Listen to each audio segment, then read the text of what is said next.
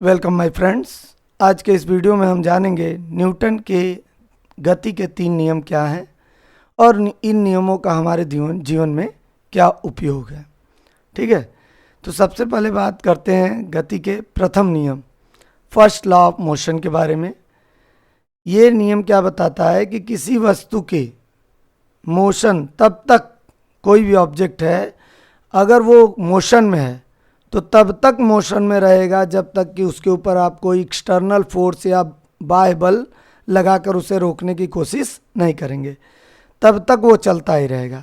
या दूसरी तरह से समझें अगर हम, तो कोई ऑब्जेक्ट अगर रेस्ट में है, रुका हुआ है, तो वो वहीं पर रुका रहेगा, पड़ा रहेगा तब तक जब तक कि आप उसके ऊपर कोई एक्सटर्नल फोर्स, अलग से फोर्स नहीं लगाते हैं। तो इस नियम को जड़त्व का नियम यानी लॉ ऑफ इनर्शिया भी कहते हैं। अब इसका यूज क्या है हमारे डेली लाइफ में। पहला एग्जांपल जैसे समझते हैं कि जब हम एक कार में बैठे हुए हैं, चल रही है कार, और अचानक से ब्रेक लगाते हैं तो हमारा शरीर क्या होता है, आगे की ओर झुक जाता है। क्यों?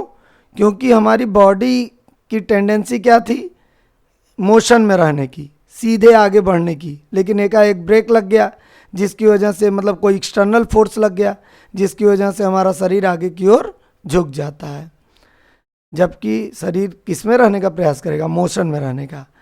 ठीक है, उसी तरह एक एग्जांपल और समझ सकते हैं आप, जैसे बेंच पर रखी हुई बुक। अब ये बुक अपनी जगह पर तब तक बनी रहेगी जब तक इस पर कोई एक्सटर्नल फोर्स लगा के इसे आगे ना बढ़ाया जाए, यानी रेस्ट में है तो रेस्ट में ही पड़ी रहेगी। इसी तरह ये ट्रॉली वाला एग्जांपल आप देख सकते हैं। यहाँ ट्रॉली चुपचाप खड़ी है जब तक इसको टच नहीं किया जा रहा, रेस्ट में है, लेकिन जब इस पर एक्सटर्नल फोर्स लगा दिया गया तो ये मोशन में आ गई।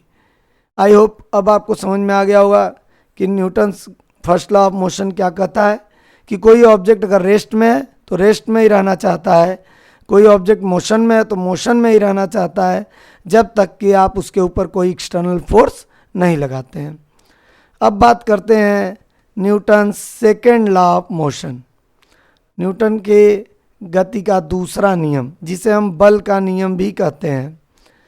इसमें क्या कह रहा है कि किसी भी ऑब्जेक्ट पर लगने वाला बल उसके द्रव्यमान और त्वरण के गुणनफल के बराबर होता है।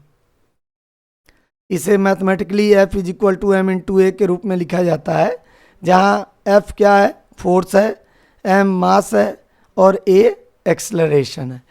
लेकिन अब जो लोग नहीं भौतिकी से ज़्यादा ताल्लुक़ रखते हैं उनको समझने में थोड़ी प्रॉब्लम हो रही होगी, तो कुछ इसको इस तरह से समझ सकते हैं कि यदि किसी ऑब्जेक्ट पर आप जितना ज़्यादा फोर्स लगाएंगे, कोई ऑब्जेक्ट है अगर उस पर जितना ज़्यादा आप फोर्स लगाएंगे तो उस ऑब्जेक्ट के मोशन यानी स्पीड में उतना ही अंतर आएगा, वो उतनी तेज़ी से या आगे बढ़ेगा। तो जितनी तेज़ी से आगे बढ़ेगा तो क्या होगा, उसका मोमेंटम चेंज होगा। भाई जितना तेज फोर्स लगाएंगे उतना ज़्यादा वेलोसिटी में चेंज आएगा, और वेलोसिटी में जितना चेंज आएगा यानी उसका मोमेंटम भी उतना तेज़ी से चेंज होगा। तो एक definition second law of motion की ये भी है, the change in rate of momentum, the change in rate of momentum is directly proportional to the applied force. आप जितना ज़्यादा फोर्स लगाएंगे ऑब्जेक्ट के मोमेंटम में उतना चेंज आएगा, और जितना ज़्यादा चेंज आएगा, भाई स्वाभाविक सी बात है कि उस ऑब्जेक्ट पर आपने फोर्स बहुत ज़्यादा लगाया तभी उसके मोमेंटम में चेंज आया, उसकी वेलोसिटी में चेंज आया, और वेलोसिटी में चेंज आएगा तो एक्सेलरेशन में चेंज आएगा। तो इस तरह से F = m/a से हम कैलकुलेट कर सकते हैं सेकेंड लॉ ऑफ मोशन।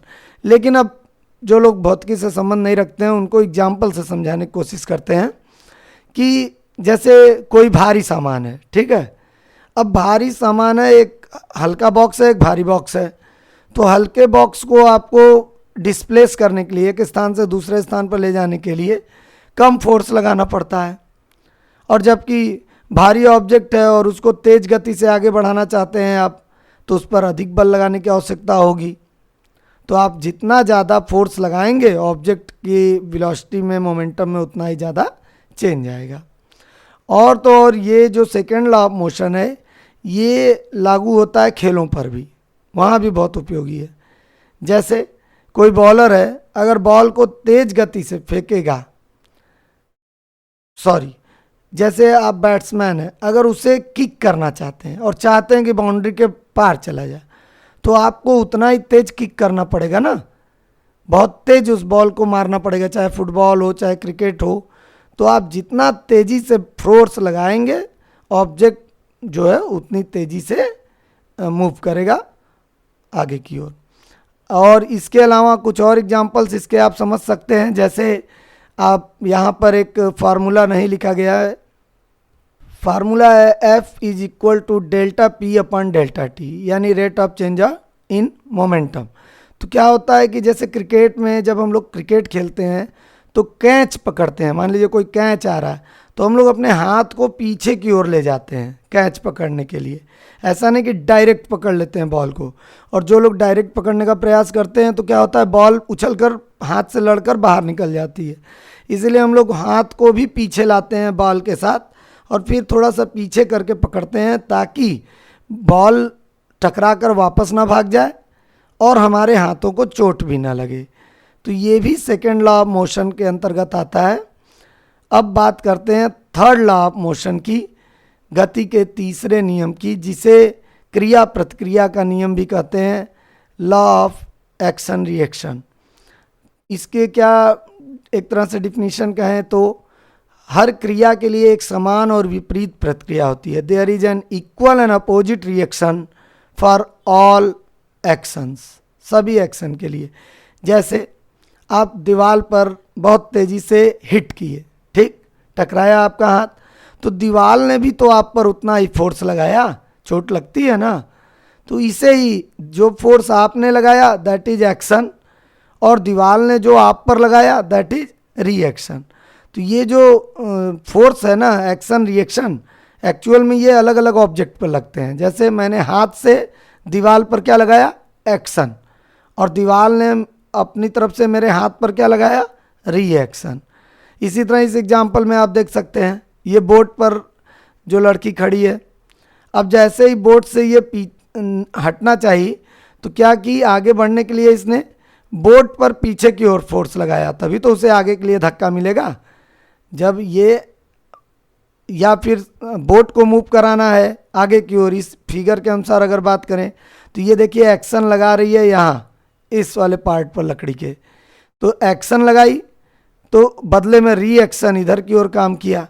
इसने एक्शन इस पर इधर लगाया और इस लकड़ी ने इस पर पीछे की ओर रिएक्शन लगाया, जिससे नाव पानी में दूर की ओर हटने लगी।